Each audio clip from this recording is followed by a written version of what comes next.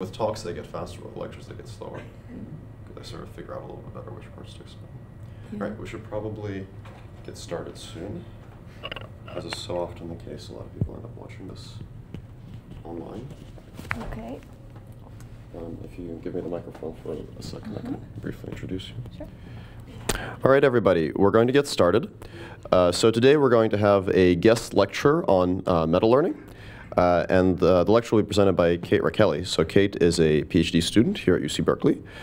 She has worked on topics ranging from computer vision to reinforcement learning, and most recently on meta-reinforcement learning, when she developed what I believe is still the most efficient meta-reinforcement learning algorithm, for at least insofar as how meta-reinforcement learning algorithms are evaluated these days.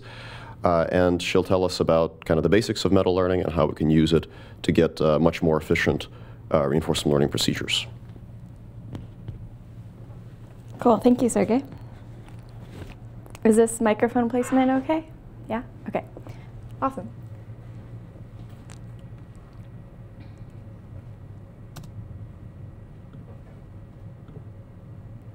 Okay, so I just want to start with some goals for the lecture. So these are the things that I hope to impart to you guys today. So first of all, motivation. What's the problem of meta-RL? Like what are we trying to solve with that problem?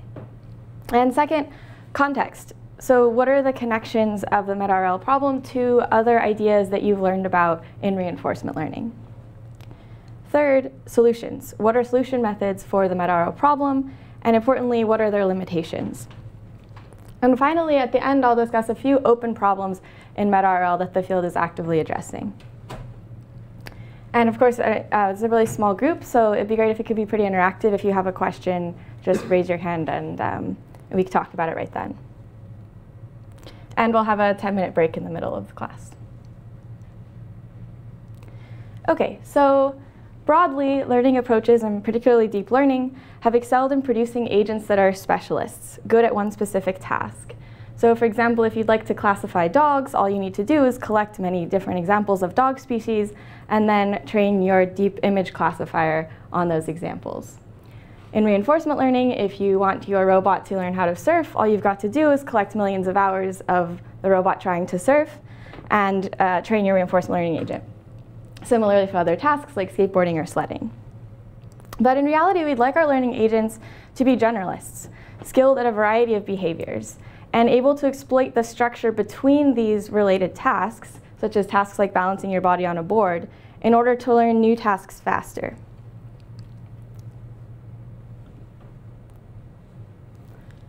So for example, after seeing all these different examples of dog breeds, we'd hope to learn the new dog breed, the Corgi, from perhaps just a single example. And similarly in reinforcement learning, if our agent has already spent millions of hours learning to surf, skateboard, and sled, we'd like it to be able to quickly adapt to a new task like balancing itself on a moving scooter. So I've introduced the problem in both the image classification and the RL setting, but because this is a deep RL class, we're going to focus pretty much exclusively from now on the RL setting. And I'll include some references to the supervised learning, meta-learning at the end of the slides.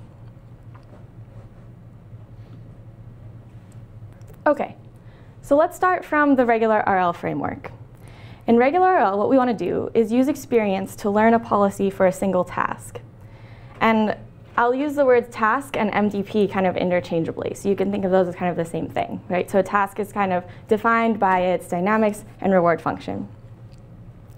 So formally what we want to do is we want to find some policy parameters theta that maximize our expected returns. In meta-reinforcement learning, we don't want to start from scratch and do regular RL in each new MDP. So now we have a whole set of MDPs that share some structure, and we want to leverage that structure when we're learning new tasks. So what we want to do is use a very small amount of experience in the new task to adapt the learn policy to perform well at that task. So formally what we'll do is, given a new task, or MDP, which is MI, we want to apply an adaptation procedure F theta, which will produce our adapted policy phi I. And then we'll use phi I to achieve high returns on the new task. The way that we'll train this is across a set of related tasks. So our objective will be to adapt well to each one in the set. So to kind of step back for a second, in single task RL, what we expect the policy to do is pick the optimal action given the current state. In meta RL, what we expect is to have an adaptation procedure to adapt to the policy so that it can pick the optimal action given the state. So in case this notation is confusing, so I used theta in both the left and the right to kind of show you how the two problem statements are connected. But I want to be clear that theta is not necessarily the parameters of the policy. It's the parameters of this adaptation function, f theta. In practice, theta will be quite related to the parameters of the policy, but just to be really clear, on the left-hand side, it's always the parameters of the policy. On the right, it's this parameters of the adaptation rule. OK, so I want to pause here. Does this problem formulation make sense to everyone? Are there any questions about this? So everything from here will kind of build on this intuition. OK, great. So now just a bit of terminology. I'm going to call this adaptation procedure f theta. I either call it adaptation or the inner loop. And the outer optimization that makes adaptation work, I'll call meta training or the outer loop.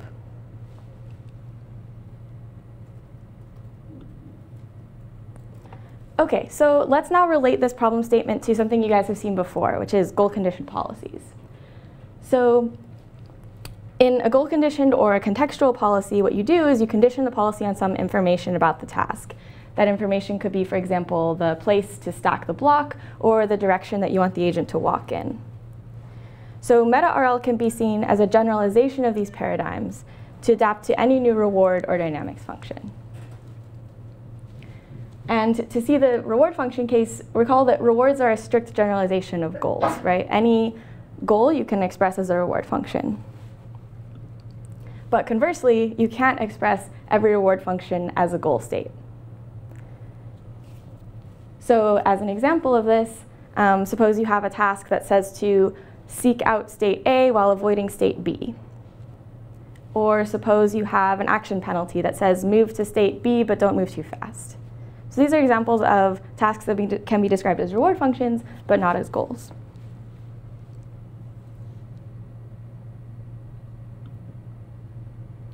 OK, let's go back to our problem formulation and look at it a bit more closely. So what should this kind of mysterious adaptation procedure do? I've just written it as f theta, but look, what's actually its responsibility? So it has two responsibilities. First, it has to explore to collect the most informative data in the new task. And second, it has to be able to use that data to obtain the optimal policy in the new task. So your adaptation problem is kind of an exploitation problem in one.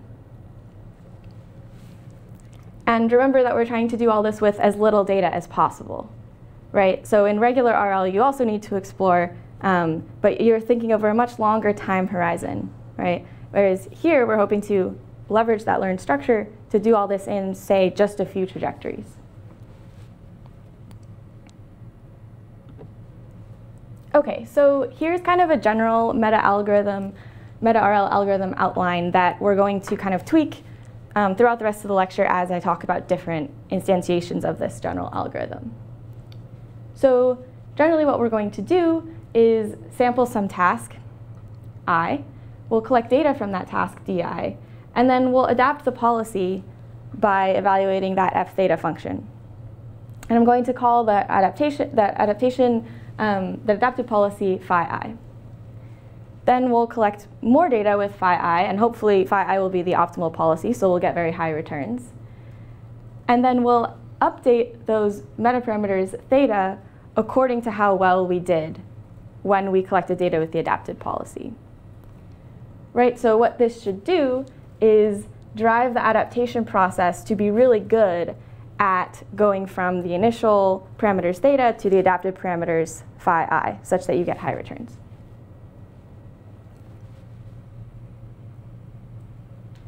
So going back to our color scheme, the adaptation here step would be in yellow, right? And the meta training step is here in blue.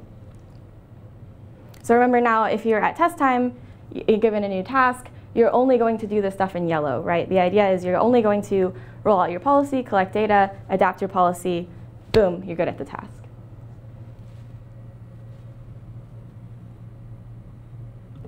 Okay, so a couple points in practicality. Here I just wrote that we're going to adapt the policy once with some data that we collected. In practice, of course, you can adapt the policy several times. So you can collect data, adapt, and so on. And also in practice, so here I wrote down just sample one task I, but in practice we're actually going to apply this update across a whole batch of tasks for the same reasons that you do this in regular RL or supervised learning.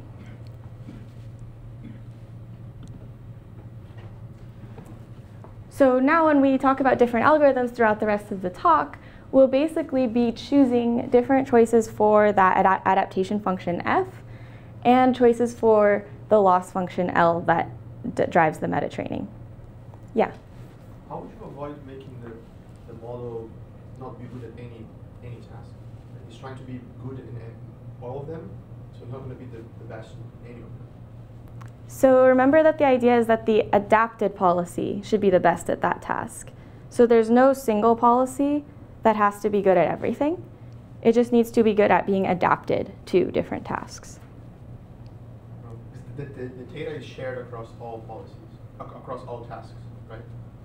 It's a single, like the data is shared across all tasks, right? For every I, they use the same data.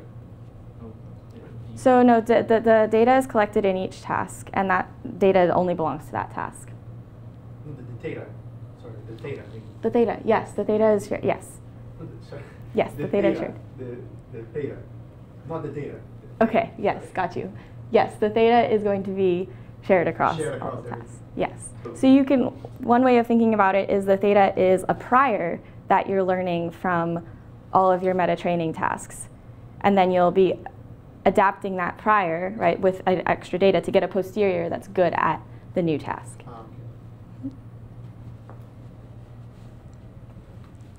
Any other questions?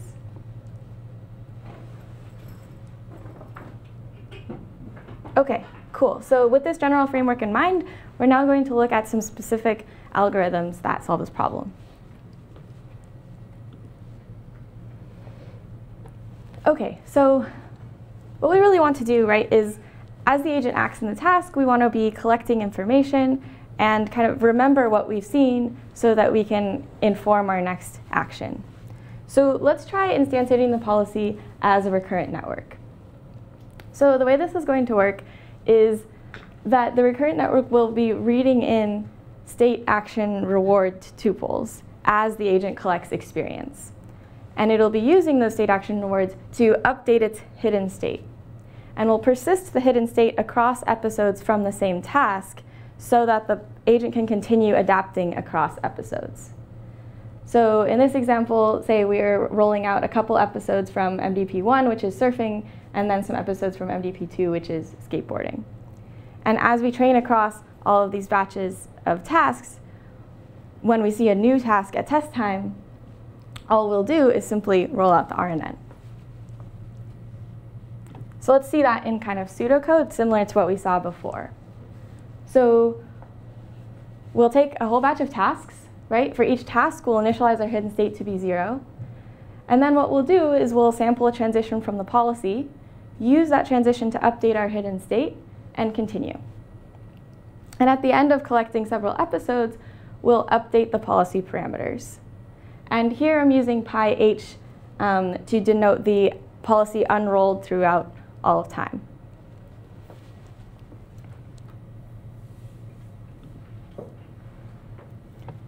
Okay, so some pros of this approach.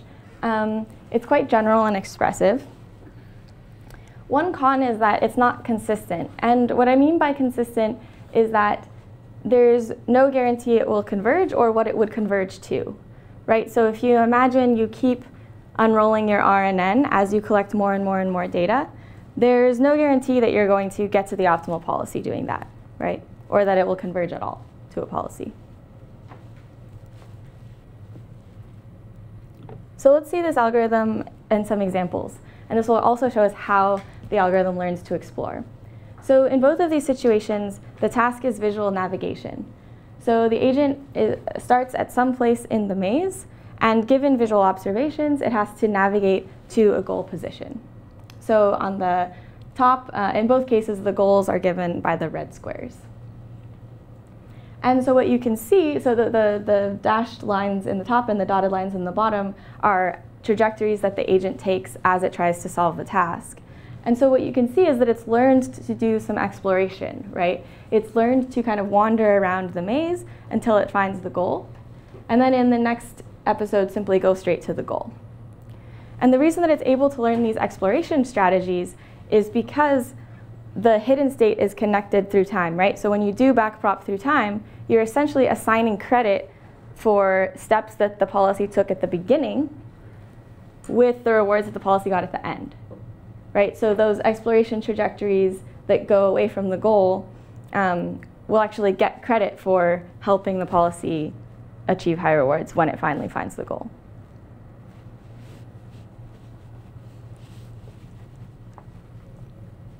Any questions about this approach?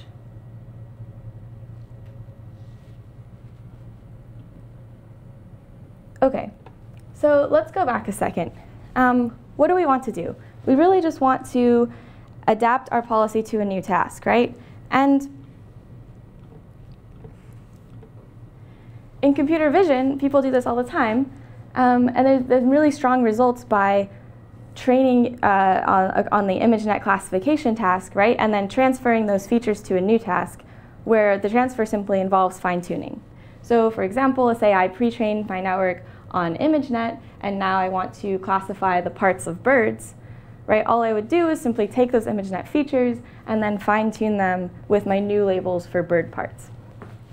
So what if we took this approach? So viewing pre-training as a type of meta-learning, where pre-training is simply getting you better features, and those features are going to help you learn faster.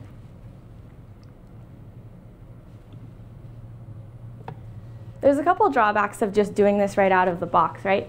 It's kind of sample inefficient. You may need many, many examples of the bird parts to learn even from the good ImageNet features. It could be prone to overfitting. And it's particularly difficult in RL for a few reasons that I think are not quite even well understood. But essentially that RL feature hierarchies in deep RL are not as hierarchical as in computer vision. And so rather than having low-level features that transfer well across tasks, you end up having to fine-tune all of the features in the hierarchy.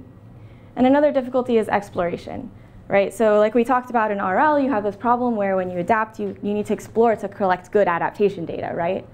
And so you need to be sure that that pre-fine-tuned policy is good at exploring in your task, which it very well might not be.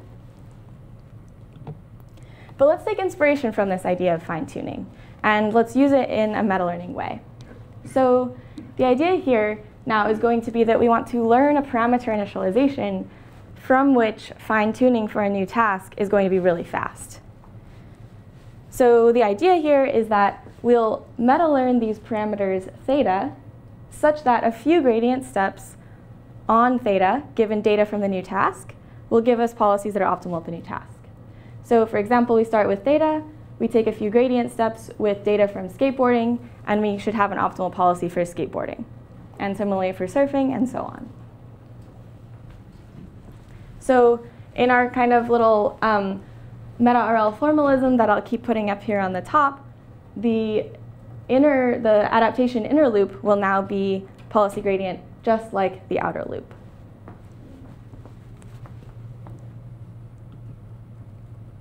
OK, so let's look at this in pseudocode, just like we did before. So now we will sample a task, right? We'll sample a few episodes from that task using our policy parameters theta. Now we'll compute adapted policy parameters with gradient descent, right? So theta now is exactly our policy parameters, and our adapted parameters phi I will be the policy parameters with a few steps of gradient descent. now we'll be able to sample a few more trajectories from our adapted policy and then compute an update. So notice, so again here the adaptation is in yellow and the meta-training is in blue. And notice when we compute this derivative, when we compute this gradient of theta of the sum of the losses, right, where the gradient will get pushed into pi phi I, and pi phi I is itself a gradient update on theta, right? So what we're going to get is some second order derivatives when we do this computation.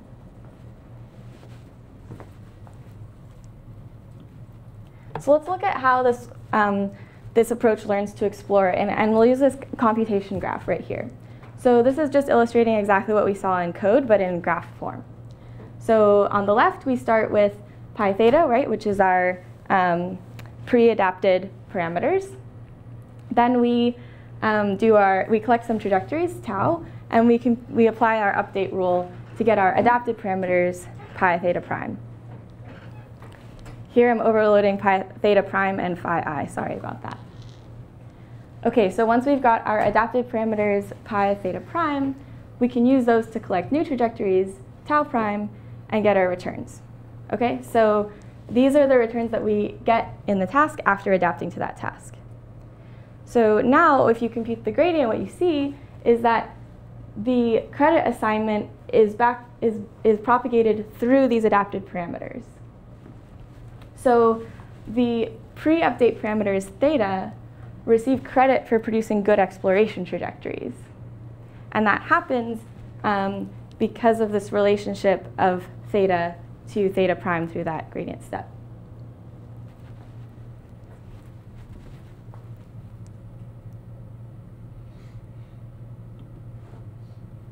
Okay, so this slide is actually writing out the gradient, and there's a lot of symbols. Most of them are not important.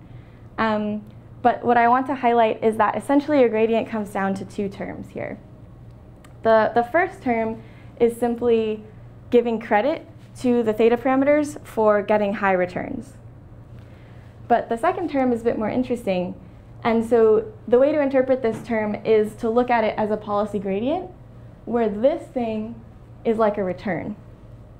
Right, so remember in policy gradient, you get grad log theta times the sum of the returns. So we can kind of interpret this as the same way, but we just look at this as a return. And we say, okay, what is this encouraging, right? Because we know we're going to increase this. And so what it's encouraging is that the inner product between the adaptation update and the meta-training update for those gradients to be aligned. And so what this does is it allows the adaptation step to take a larger step.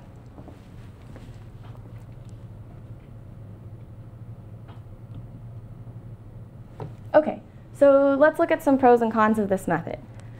One big pro is that it's consistent, right? It's just gradient descent. So if I am adapting to a new task and I just collect more and more and more and more data and keep doing gradient descent, at the end of the day, I'm just doing RL and I'll get the right answer. But one con is that it's not as expressive. And to see this, I'll give you an example. So the question is, when would this optimization strategy be less expressive than the recurrent strategy? So here's an example. Say you're in this maze environment, and you only get a reward when you hit the red square. So you're in a sparse reward environment. In the optimization case, what if you collect an episode and you get no rewards at all? Then your policy gradient is going to be 0, right? So you're not going to adapt your policy at all. And that's like suboptimal, right? Because actually when you collected no rewards, you should have learned that those are bad states to go to and that you shouldn't go to them anymore. But you weren't able to learn that with the optimization method, versus the recurrent method we saw before would be able to learn that. Does that example make sense?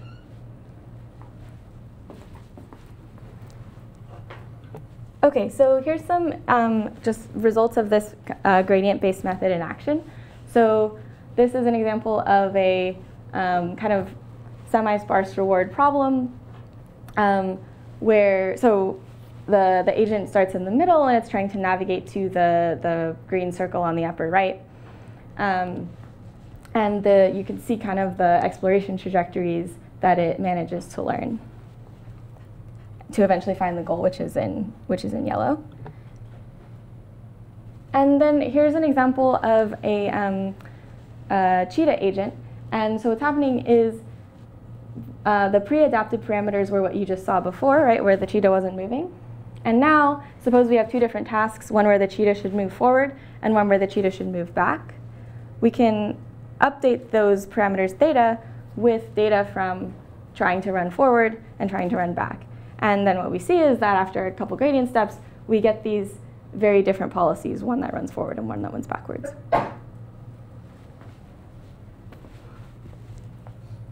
Okay, any questions about this like optimization-based approach for meta learning? Yeah. So you're saying that the approach is consistent, so the theta converges to which theta star, to each two? Because in the previous slide, it had 3 theta stars. Right. So what I mean. So which do you converge to? What I mean is that, say you're in MDP2 and you're collecting data and you're taking gradient steps to adapt to here. What I mean is that if you just collect more and more and more data in MDP2 and keep adapting, because your adaptation procedure is gradient descent, it will reduce to simply doing policy gradient. And so eventually you'll get the optimal theta 2, theta star 2. To another task, it's going to go towards the theta 2, for example. So then if you switch to another task like theta, like MDP3, you would start again from the parameters theta and you would take gradient steps.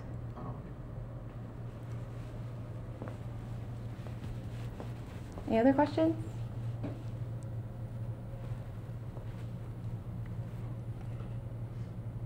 Okay.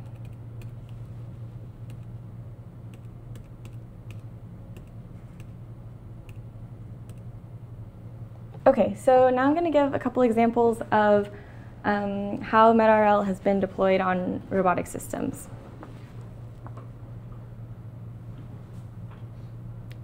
So let's first look at imitation learning. So here the idea is that we want to do one-shot imitation learning, where the robot will have one teleoperated robot demo of, for example, placing the apple in the bowl. And then we'd like the robot to be able to mimic this behavior and place the apple in the bowl on its own. So how can we achieve this with MetaRL?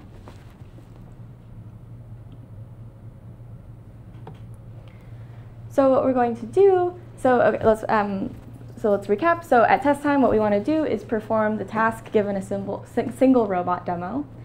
And the way we can achieve this during training is by running behavior cloning for adaptation, right? So I'll assume that we collected a bunch of teleoperated robot demos for different tasks during meta training. And then all we need our adaptation procedure to do is simply behavior clone to the expert actions given by the robot demos.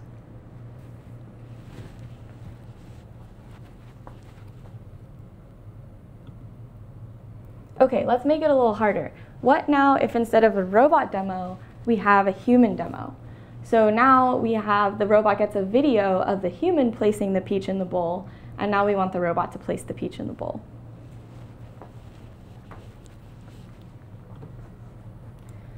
So this is a little harder, right? Because we no longer have access to the expert actions. We don't know what actions the human was taking, and even if we did, they wouldn't correspond to robot actions, right? So what we've got to do is figure out some way to get the task information that the robot needs from the video of the human. So the way we're going to do that is assume that at meta training time, we have paired human demos and robot demos, right? And so what that will do is allow us to figure out that relationship between videos of the human acting and the robot acting. So the way that this will work out is the adaptation procedure will be a meta-learned loss. So what we'll do is we'll use the fact that we have those paired demos to learn this learned loss function, which we can then apply at test time.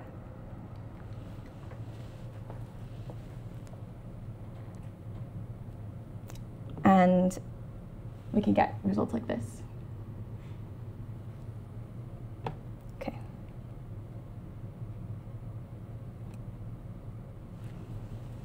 Okay, here's a different example. So suppose that we're in the paradigm of model-based RL now. In model-based RL, what we do is we have some base policy, like pi theta. We'll use it to collect some data set D, and then we'll learn a dynamics model given that data, right? We'll go up and learn a mapping from SA to S prime using supervised learning, and then we'll plan through that model to choose actions, right? So that's illustrated here where we've got our learned model, some controller, and the robot takes actions. Okay, what if we're doing model-based RL, but what if the system dynamics change? What if the robot has a low battery, perhaps it has a malfunction, or perhaps it's just navigating on different terrain that it's never seen before?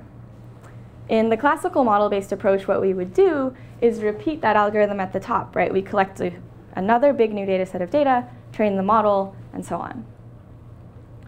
But this is kind of sad because now we have to recollect this whole big data set. So the idea in meta model-based RL will be, how can we adapt that learned model, given just a little bit of data, in the new task, where the new task might be the low battery, the malfunction, etc. So here's what that'll look like in graphical form. So now we'll have that meta-trained model with parameters theta over there on the left, and we'll adapt it with a bit of data in the new task to get this new model in blue, theta prime, right? And then we'll, as usual, plan through the model to take actions.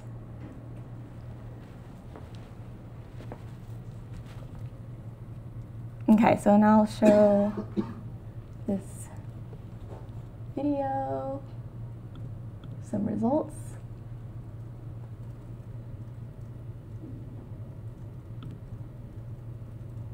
Okay, so this is our robot. It's called the Velociroach. It's developed in a lab here at Berkeley. And what is happening is what we meta-train on tasks that correspond to different terrains. So for example, we have 3 different terrains there of the styrofoam, the grass, and the carpet, right? And we'll let this be our meta-training distribution. So again, what will be happening is we'll be training the dynamics model to adapt to performing well on styrofoam, carpet, etc. And then we're going to test it on some other tasks. So this, for example, the robot broke its front leg, and we'd still like it to be able to follow this trajectory. Here's another example where the robot is now on a different terrain, a slippery slope. And so what you're seeing is on the far right is this meta-learning approach that I was talking about, where we're adapting the model given the data we've collected from the new task.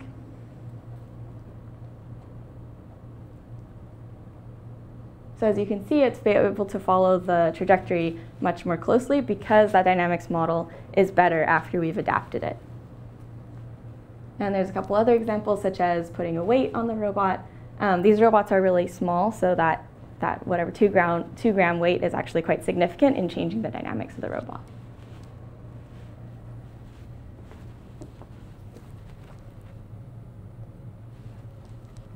All right, any questions about this example?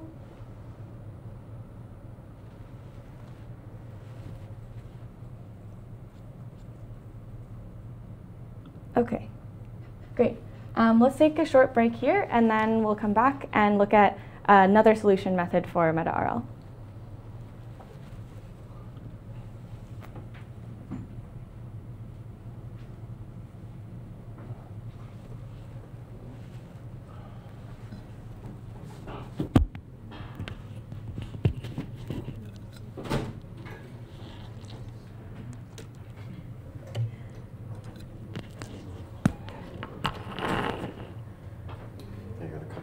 Distinction between Thompson sampling and the other kind of exploration? No. Okay. Because I think Mason is actually supposed to be Thompson sampling, which didn't work properly when they did it. I have a feeling that a lot of people don't quite understand that distinction, and I think that the distinction also becomes very, very very fine in some cases. Like, based on whether, for example, you have the termination of the episode or not. It's just your slides when you were describing the RL squared. I've been dying on my research for office lately, so that's not gone well. I haven't gotten around Yeah, I've been called into work like 3 times in the last week, and it's all in Santa Clara. Try the thing we talked about. No, I was up till like 4 a.m. trying to get something done, and then I'm gonna have to stay up late again Of course, the tonight. confounding factor is that it might be that all the current tasks. We're trying to get really makes a difference. more because they're data too out of it. busy. One of the people we do our research with, and they're like, okay, we might be But able on to something see your like code. the little maze And tasks so that now I have to Roger get all of had. her code from Yeah, I like, feel like you she know, should reference functional, like, Well, Did you not? they don't even have to be Did the you just write it during the very end? image-based ones. I They mean, could be like mini grid-based. like, the code Are you is keeping track? decent, like it's readable, but like it's not nice, pretty object orientated. It's functional. It like Wait, it so coded not- functionally, not and so it like needs to be switched to like not functional programming, more object oriented programming, The TA. just so that we can show somebody so they might give us more data.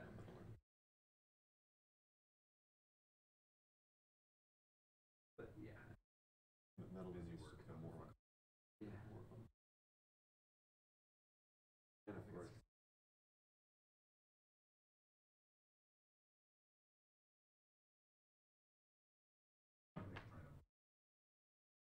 Might be a better notation. Yeah, they're right.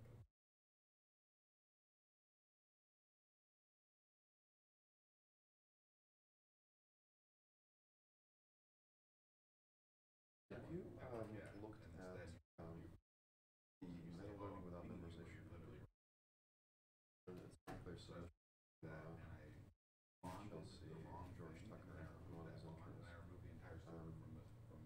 Dealing with the non-exclusive problem where if you have, you know what I'm talking about. You have tasks where you can actually have one model that represents all of them, and it boils down to a task. But the bit that might be kind of you get it fixed. Yeah, yeah, that's my exactly. experience. So the bit that might be relevant here is that there's a graphical model in that paper that kind of sketches out all the parts. I still don't think the terminology is ideal in terms of like kernel is not a parameter. One of the things that do is cram both neural processes and the math is the same graphical model. So you came up with kind of a decent scheme for it where there's like parameters. Well, yeah, I'm working on There's like the another parameters that project you learn from the on training a set. robust optimization. There's the variables that thing, from the and task this training is set, ugly and then painful. there's potentially a separate set of parameters that are like decoder parameters. The Like other I'm thing that you using learn the from noise that track to training capture set this over has the distribution. like encoder and decoder, and then there's like a line here, the from the training set. That line and then the decoder is an encoder, which mammal is just a neural networks package without the three parameters, and it's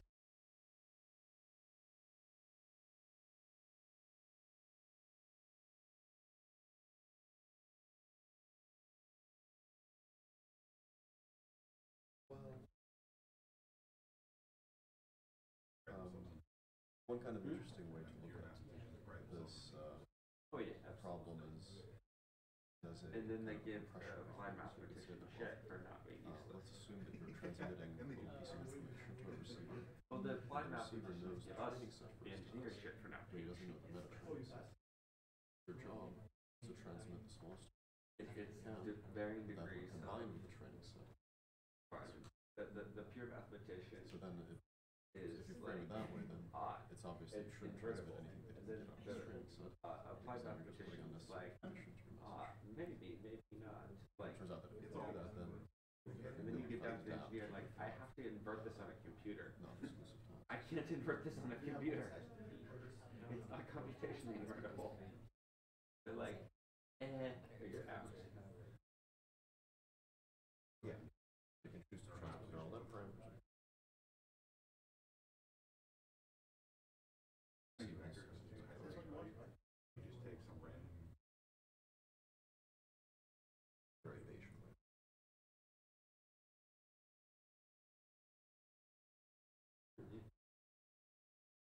That makes sense.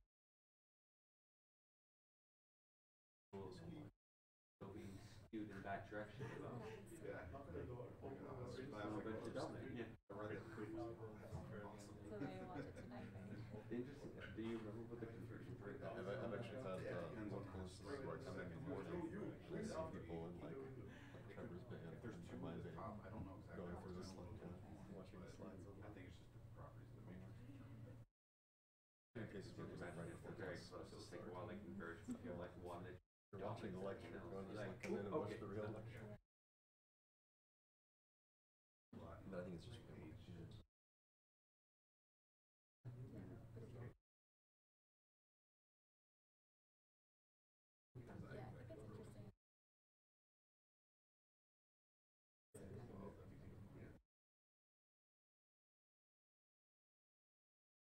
Well, I thought about actually course note and then gradually turn it into a touch.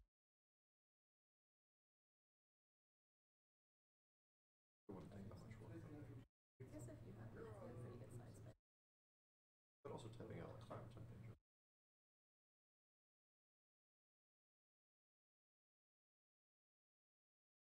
You're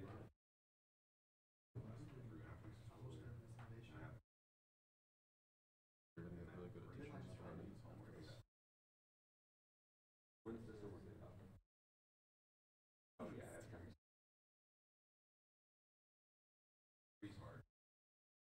Well, that does happen when you actually teach the materials, that you realize all the little flaws, both in your understanding and in actual formation. okay, no, whatever the good week. Yeah. Locking myself in a room the entire day to get that done. And then my 162 last project. going like slightly.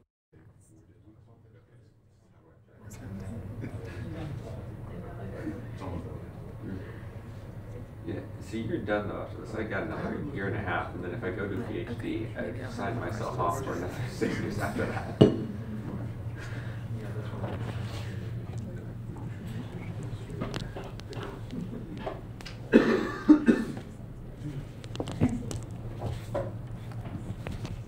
Okay, guys, let's get started again. Yeah, question.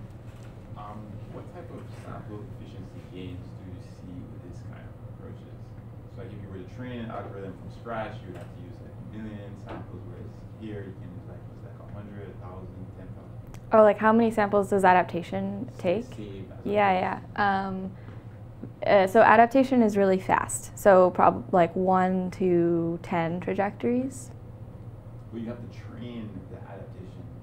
Oh, how many, like, so, okay, so adaptation, right, takes on the order of, say, 10 trajectories. Meta training, of course, takes more samples than if you were to train a single task RL algorithm. But you're training across a whole bunch of tasks. So let's say you have n tasks. It doesn't take n times the number that you would need for a single task. It takes less than that. But it still takes quite a few more samples. Let's say it takes like 1/4 n or so. Yeah.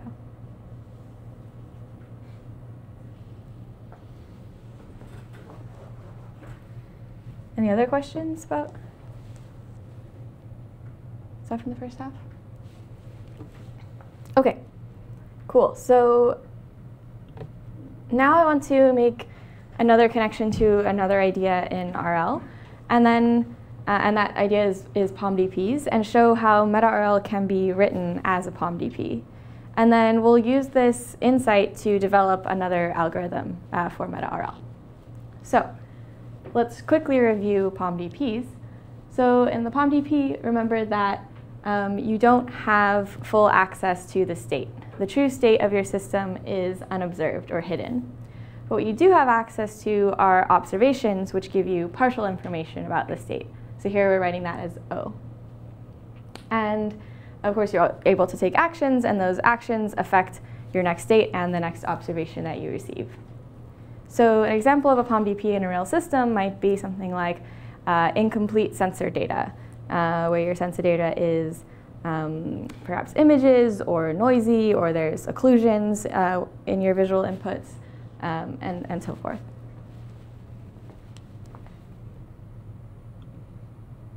Okay, so now let's look at how we can write meta-RL as a POM-DP. So first let's look at just what meta-RL looks like on the left. So what I've drawn in the blue circles is a simple MDP with states, actions, and rewards. And now in the meta-RL setting, the state transition dynamics and the reward function are conditioned on an unseen variable of the task, right? So you don't observe what task you're in, but you do observe the rewards that you're receiving and the dynamics that you're experiencing. Okay, so we can simply rearrange this graphical model a little bit to make it look exactly like a POMDP. So the way we'll do that is we'll define our hidden state of the POMDP to be the concatenation of our true state, ST, and the unobserved task variable. That's written there. And then our observations will consist of our true state, ST, and the rewards that we're receiving. So as one note, you could also have a partially observed meta-RL problem where you also don't fully observe the state, right? But here, the way I'm writing it, we're going to assume that in meta-RL, you do observe the true state, and the only unobserved part of that H variable is the task. Does that make sense? Okay. So in general, there's two approaches to solving POMDPs. The first one is to use a policy with memory, or a recurrent neural network. And we saw that approach actually for meta-RL as the very first approach that we looked at. But there's another way to solve POMDPs, which is to do explicit state estimation, and then act as if that estimate of the state was true. So what I mean by that is we will use the experience that you've seen so far acting in the POMDP to try to guess where you are, right? Make an estimate of that ST state, and then act accordingly. And so the algorithm that we're going to build is going to build off this second idea of explicit state estimation.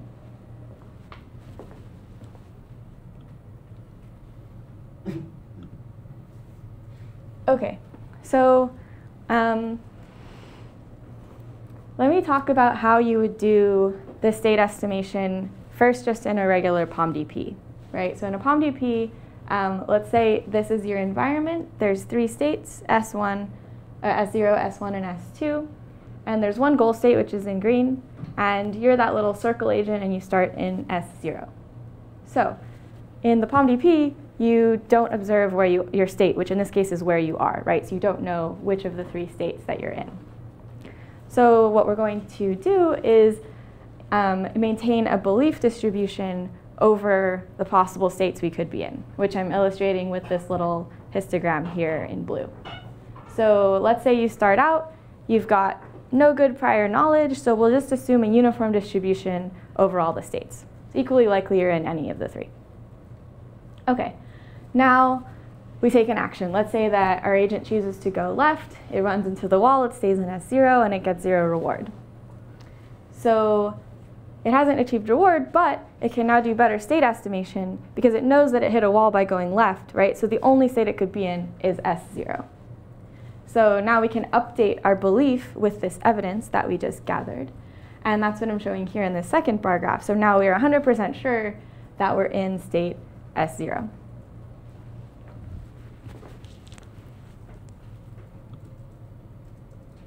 All right, let's look at how this would work for the meta-RL POMDP. So now, again, remember we're going to assume that we know where we are, right? We could relax that, but let's just assume that we know where we are. And the thing that we don't know is which MDP that we're in. So again, let's go back to our 3-state grid world. And now I'm going to define 3 MDPs on this grid world, where each MDP is simply defined by where the goal is. So MDP 0 has the goal on the left, MDP 1 is in the middle, MDP 2 is on the right, in the different colors. Okay. So now, what belief do I want to maintain? Well, I'm trying to guess the task, right? I'm trying to figure out what task I'm in. So I'm going to maintain a belief over the task. Again, let's assume that I start out with no prior information.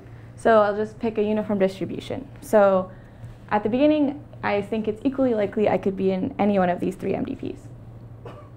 Let's say I take the same action. I go left to hit the wall, stay in S0, get a reward of 0. Now, right, I can update my belief over what task I'm in because I know I'm definitely not in MDP 0 because if I was, I would have gotten a reward. right? So I can now update my belief to say, well, now maybe it's equally likely that I'm in one of the other two, but I'm definitely not in that one. Okay, so this little cartoon intuition on the right-hand side is exactly the intuition that we're going to use to build a meta-RL algorithm. We're going to maintain a belief over the task and then update that belief with evidence that we collect.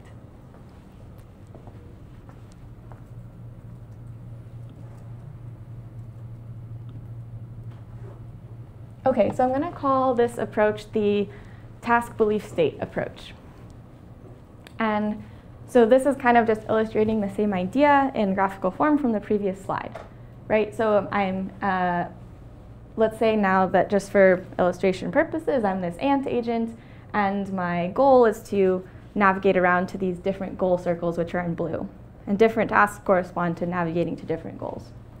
So say I'm given this new task where the goal is in the upper right, and as I collect data in this task, right, as I take actions, I collect rewards, I visit new states, what I want to do is summarize that information into a belief over what the task is, which I'm going to call P of Z given C. So Z here will be a latent variable, and C is referring to the word context, which is maybe just another word for adaptation data. It's like what you experience that you see in the task, right? Okay, so once I've explicitly inferred this belief over my task, I'll simply condition my RL algorithm or my agent on that belief. So here, for example, say you've got a Q function. The Q function conditions on the belief of what task you're in. And in the parlance of our little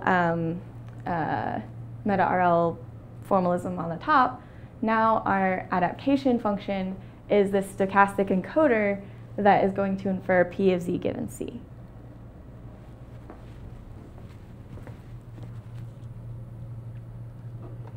Okay, so one thing to note from here is that we have a choice here about whether we pass the belief or we can pass samples from the belief. So what does it mean semantically to pass samples? It means to pass hypotheses about what task you're in, right? So if I sample a Z from P of Z given C, it's essentially a guess as to what task I'm in. And then if I condition my agent on that guess, what I should get is optimal behavior as if I was in that task, right? So this can lead us to a really cool exploration strategy, because what we can do is act optimally according to tasks that we sample from our belief distribution. So I'll show you what this can look like. So here, suppose you're an agent, you start at the center at the gray circle, and your goal in this task is to navigate to that big blue circle out there. And you only get a reward when you get inside the blue circle. So let's say that your meta training task consisted of goals just like the blue circle, but all around the arc, right? So from meta training, you've learned that the task distribution is always to navigate to somewhere on the unit circle.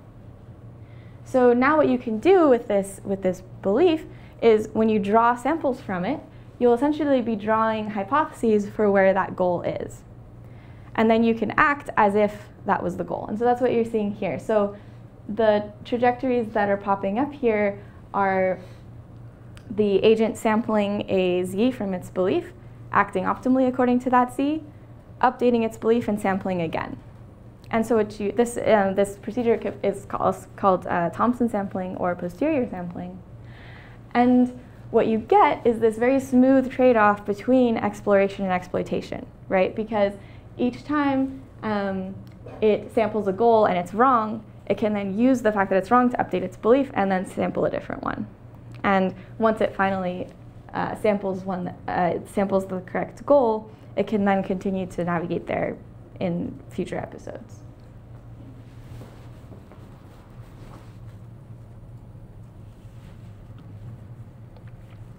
Okay, so how are we going to make learning this task belief work in practice? Inferring that true posterior, that P of Z given C, is going to be intractable. So instead, we'll use variational inference. So what that means is we'll approximate our posterior P with an approximate distribution Q of Z given C, which will be parameterized by phi. So given that, we can then write down this elbow shown here, where what we want to, the interpretation of this is that we want to maximize our likelihood term, right, which could be the likelihood under the policy, or in this case, it's going to be the Bellman error, right? We want low Bellman error, while imposing this regularization or information bottleneck term. And so the interpretation is that we want to pass enough information, right, through the task belief about what our task is in order to get low Bellman error, but we don't want to pass any more than is necessary. And that's what this information bottleneck will do here.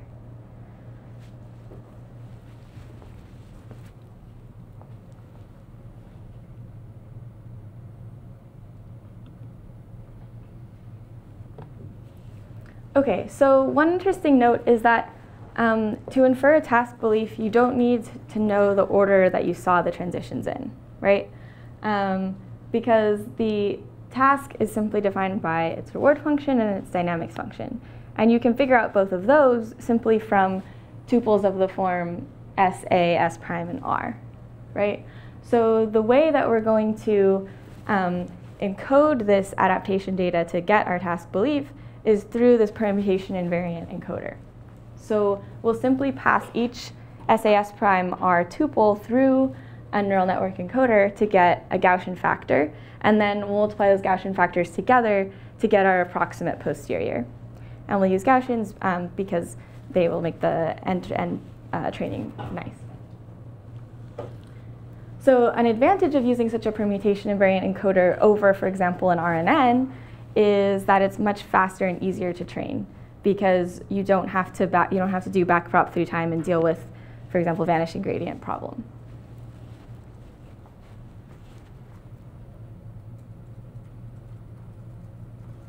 Okay, so we're almost ready to turn this into a full algorithm, but first I want to talk about off-policy RL. So everything that I showed you before was built on top of policy gradient, right? The recurrent base method and the optimization base method, both built on top of policy gradient. And I didn't show you real robot results for those methods because actually if you calculate it, it would take about 2 months to train those algorithms on a real system. So that would just not be possible. On the other hand, off-policy RL, right, is much more sample efficient than on-policy. And so in particular, we're going to build off of this algorithm, soft actor critic, which you can simply think of as an actor critic method in the maximum entropy framework. But crucially, it's 1 to 2 orders of magnitude more sample efficient than those policy gradient algorithms we were using before. So if we're able to build on top of this algorithm, then we would have a meta-RL algorithm that we could actually run on a real robot. So here, for example, is just showing the sample efficiency on first a simulated task of humanoid, and then second, here's just a qualitative example of this algorithm learning to turn this valve to the desired position in the real world from pixels. And if you want to find out a bit more about this method, I refer you to both the paper and also Sergey's controllers inference tutorial, which will both be references in the slide. Okay, so let's try to put our task belief idea on top of this off-policy RL algorithm. So let's start first just with the off-policy RL. So remember here we're going to model both the critic, the Q function, and the actor, here the policy. And crucially, it will be off policy because as we collect experience, we'll add that experience to a replay buffer, which we can sample from again and again.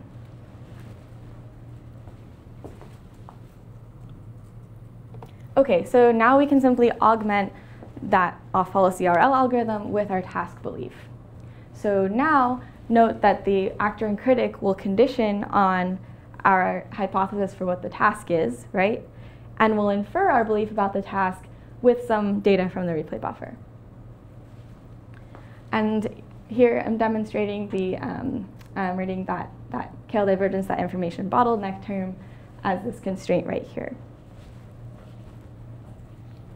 So going back to our formalism on the upper right, remember that now our adaptation procedure is that stochastic encoder that infers our belief. And our outer optimization, which before was always policy gradient, is now this soft vector critic algorithm.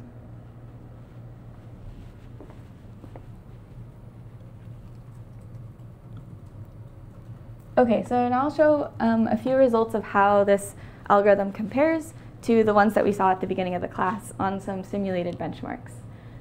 So the plots I'm going to show you corresponds to these task distributions where we have the half cheetah, humanoid, ant, and walker agents. And the tasks vary by reward function. So for example, how fast you run, which direction you run in. And they might also vary by, in the walker case, by the dynamics. So for example, different masses and frictions in the joints of the agent itself. Okay, so first, here's the algorithms that we saw at the beginning of class. So remember that recurrent-based approach that we saw first, that's in this kind of greenish yellow here. And the optimization-based approach, we have two variants here in purple and yellow. But you can think of them as the same for these purposes. And so we'll consider these as our baselines for these tasks. And here is how, in blue, how that off-policy algorithm that we just designed performs. So as you can see, we're on a log scale here. And so what this amounts to is essentially being about 20 to 100 times more sample efficient across these benchmarks. And the reason that we're able to get the sample efficiency again is because we're able to leverage that off-policy soft vector critic algorithm in our meta-learning. So then if you translate these gains to what we might expect on a real robotic system, I said before that it would take about 2 months to train those other algorithms on a real robot. If these gains carry through to the real robot case, then you'd get down to less than 20 hours using this algorithm.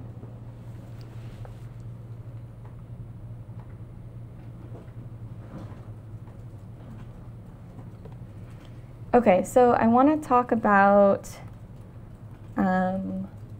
one other aspect of this. So I'm going to go back to here. Okay, so there's one of the difficulties about doing off-policy meta-RL is this issue that when you're doing meta-learning, you want the training time and the test time to match. So what I mean by that is if at test time, you want to adapt by rolling out your current meta-learned policy to collect data, that's inherently an on-policy procedure, right? So then that means that during meta-training, we should also train with collecting on-policy data. But this is kind of at odds with what we just talked about with how we just developed this off-policy algorithm, right? So doing this whole scheme that I described kind of naively could fail because we're using off-policy data during meta-training, and then at test time, we're expecting to roll out our trained policy, and it's on policy. And so the way that we address this in this algorithm is very simple. We have separate data for inferring the task belief from training the actor and critic. And so what this allows us to do, just this simple separation, is make the data that we use to infer the task belief on policy, while this data remains off policy. So the way you can think about this is if you're meta-learning across a whole task distribution, most of the stuff that you have to learn is similar across all the tasks, right? If you have to run in different directions, just being able to run at all is a big part of your job. And so that learning to run part can be captured here, right, in the parameters of the actor and critic, because it's common to all the tasks. And we can learn that off policy. And then to learn how to adapt to the different tasks, we can use on-policy data, thus getting rid of this distribution shift problem that I just mentioned. So in practice, what we do is that little box SC there is the context sampler, where it simply samples on-policy data to do this inference part, while this is an off-policy sampling. And the separation is kind of crucial for getting off-policy meta-RL to work.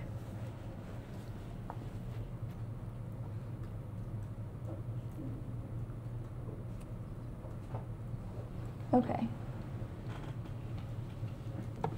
Okay, so now a summary of like the three solution methods that we talked about. So the first one was just use an RNN as the policy, right? So essentially, the hidden state of your RNN needs to encapsulate the task information that you need to adapt to the new task. Perspective 2 was the optimization one, right? Where basically the pre-adapted parameters should encapsulate all the information that are common to the tasks, and then you'll simply do a little bit of fine-tuning to get the per task parameters. Perspective 3 said, no, it's just an inference problem. What you should really do is first do inference to identify the task, and then condition your policy on that inferred belief. But really, what I want to point out is that these three perspectives are actually not that different from each other, right? So you can think of, for example, the optimization approach. You could think of this gradient step as just a particular kind of update rule that you chose to make, right? So the RNN, for example, has its own update rule for the hidden state, and this is just kind of an update rule for the policy parameters. And you could think of perspective 3, it's an inference problem, as very similar to the RNN approach, just where you have the stochastic hidden variables, right? So remember, we were modeling a belief over the task P of z given c, whereas in the RNN case, we just had a deterministic hidden state. So I just want to emphasize here that these approaches, you can really view them as quite connected and as simply different choices for really how to view the adaptation procedure.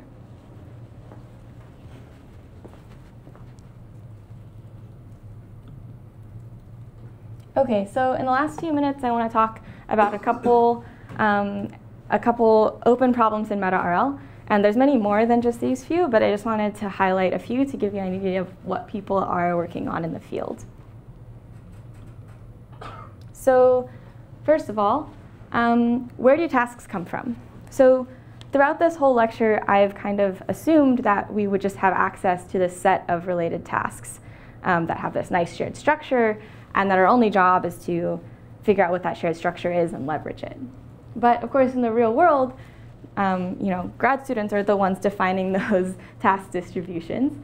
And so one burning question that we have is, can we automatically generate task distributions or generate them in a self-supervised way, and to alleviate the burden of kind of hand designing those distributions?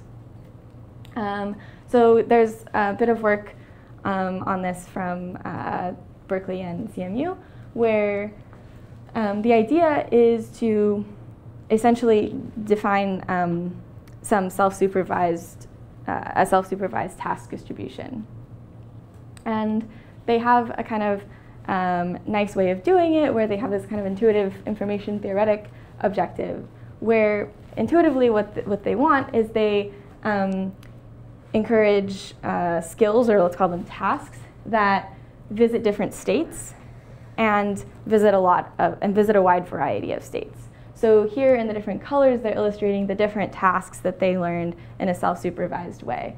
So the skills are very encouraged to diversify, right? Like if yellow explores this area, then purple will explore this other area. And so that this was in a navigation one, and they also did it on those locomotion domains that we talked about earlier, where they got the ant agent to learn to run in different directions, jump and flip over, etc. So this is kind of a principled but heuristic way, right, of defining a task distribution. Once you've got this task distribution, what do? You just apply the meta-learning algorithms that we talked about earlier, right? So the key here is that it's a self-supervised method for getting that set of tasks that you're going to meta-train across. So there's a couple limitations, right? One of the assumptions here that they make when they did this was that the skills shouldn't depend on the action, they should just depend on the state. So this makes sense for a navigation task, like on the left, but it might not make sense in other settings. And another big issue is that there's going to be a distribution shift between that self-supervised set of meta-training tasks that they found and the eventual test task, which is something we actually want the robot to do, right? So perhaps the ant learned in their self-supervised scheme to do a bunch of crazy acrobatics, but if what we really want the ant to do is navigate in a maze, that might not be very useful, right? There might be a distribution shift there. And so the adaptation might not be as good when you train on these self-supervised distributions.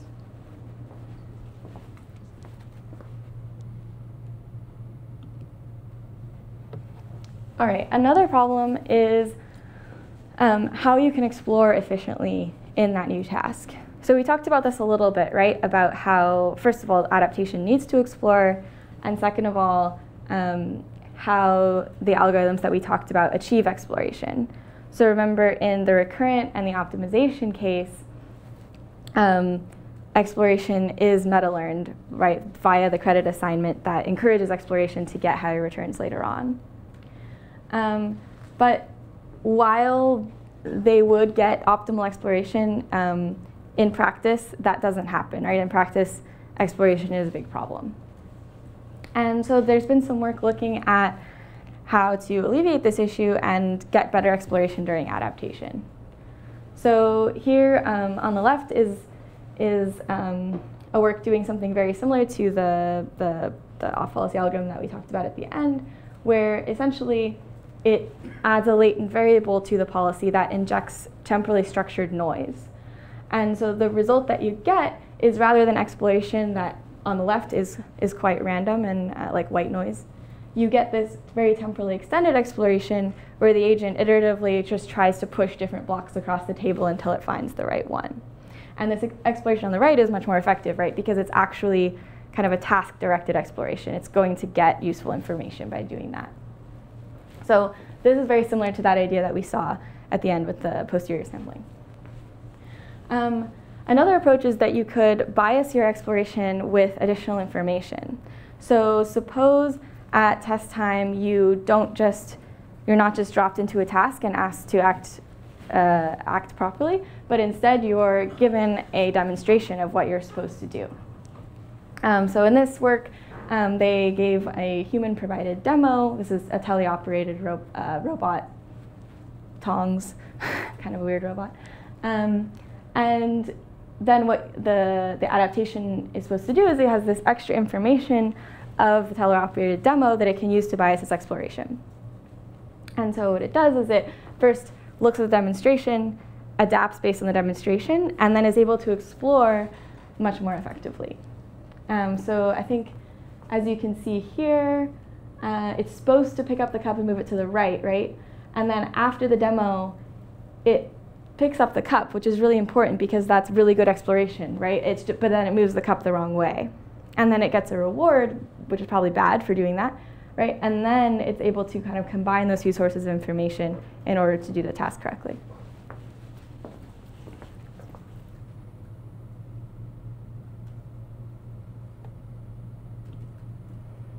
Okay, and the final one I'll just touch on is, so far we've assumed that we start out with a whole set of meta-training tasks, right? And that we can act in each one, and we can switch between the ones we're acting in, and we can collect a whole bunch of data, first in task 1, then in task 2, then back in task 1, then in task 3, right? But really this isn't very realistic for how an agent might learn in the real world.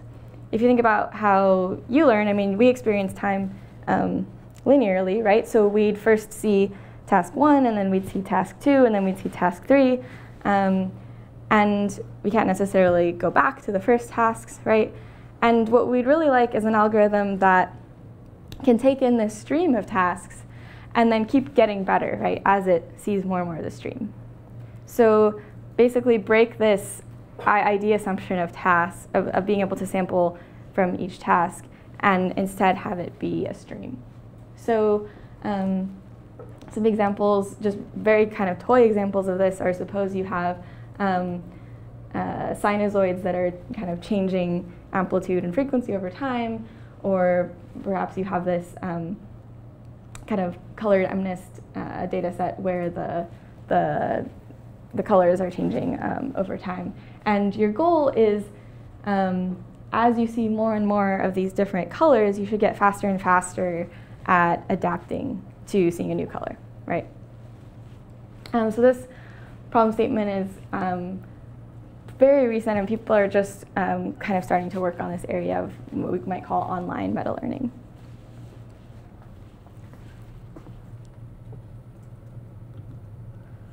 Cool, so in summary, what did we see today? So we looked at what meta-RL is, and we said that what it does is it finds an adaptation procedure that can quickly adapt the policy to a new task. We looked at three main solution classes: recurrence, optimization, and inferring a task belief. And we looked at how you can apply them in several different learning paradigms. So we looked at model-free RL, right, both on policy with policy gradient and off policy with SAC. We saw an example using model-based RL with optimization-based meta-learning. And we saw that example of imitation learning from the human videos.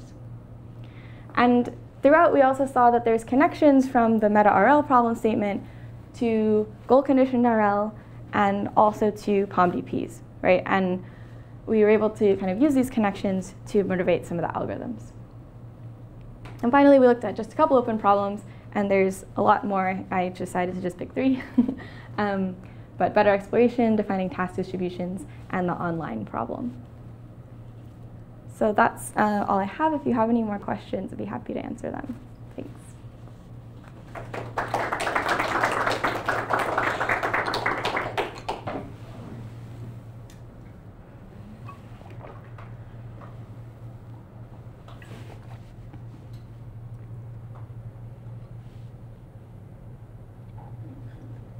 Cool. I have a question. Yes. How do you think meta-reinforcement learning algorithms should be evaluated? How do we know if we're building meta-reinforcement learning algorithms that are truly learning to learn?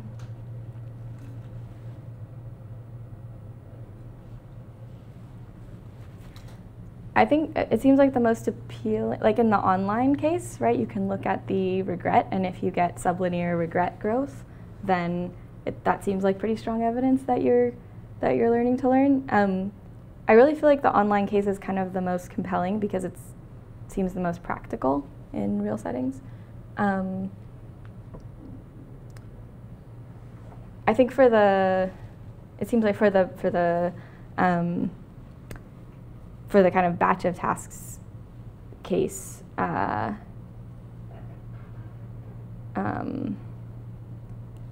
I also think there I guess there's a nuance between are you trying to minimize regret, or do you give yourself like an exploratory period in the new task in which you're not counting your rewards?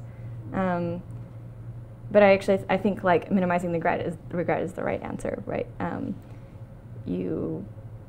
If you are exploring optimally, then you will do that. So. Yeah. So, for the case where you have different tasks and they have the specific data star for each task. Yeah. If you consider the case of if you're giving a number of samples or a number of iterations, how worse is this method compared to one that just specifies on that task? So you're basically saying the price you pay for being better in many tasks than being in one task. Yeah. Yes, that is there is a real price there. Yeah. And I think that is another interesting and important open problem, and kind of gets at the difficulty of multitask optimization. Because if we could do multitask optimization really well, then we should get the same performance on all of those tasks that we would get if we just trained on one task. And that's not what happens in practice. So as an example, for the humanoid, for example, if you just want the humanoid to run forward, you can learn that with TRPO, PPO, SAC, and it will actually run forward. But if you try to do multitask or meta learning with the humanoid, it's not actually able to run at all. It just tries not to fall over, basically. So there is a gap there that I think is just caused by the optimization difficulty. Because if you're doing multi-objective optimization, you could quantify how, like, basically the distance between one solution to the next to another for different criteria. So you could use that as your metric to quantify your improvement, basically. So you have two solutions, and one solution, moving from one solution to the next, decreases one objective by, say, some delta, and another objective it improves by a bigger delta. That quantity you can measure, and that be your criteria, your decision criteria. So, are you talking about when you're doing the optimization? Like you can choose in general, for if you're trying to do a multi-objective optimization, you basically you're trying to find the Pareto frontier between many objectives. So that would be one way of quantifying your procedure between many tasks. Because ideally you want your solution to be at the Pareto frontier, right? Then the problem picking which point you are, it's just a matter of preference.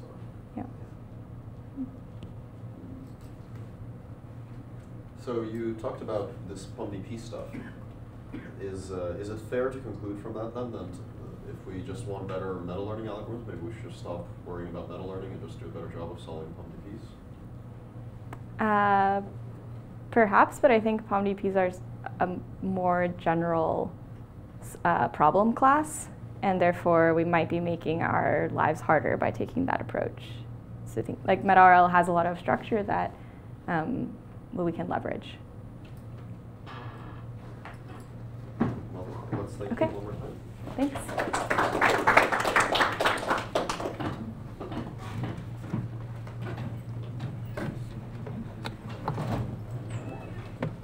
That was good. Thank you. Yeah, I think the second half was much better. Yeah, I really like how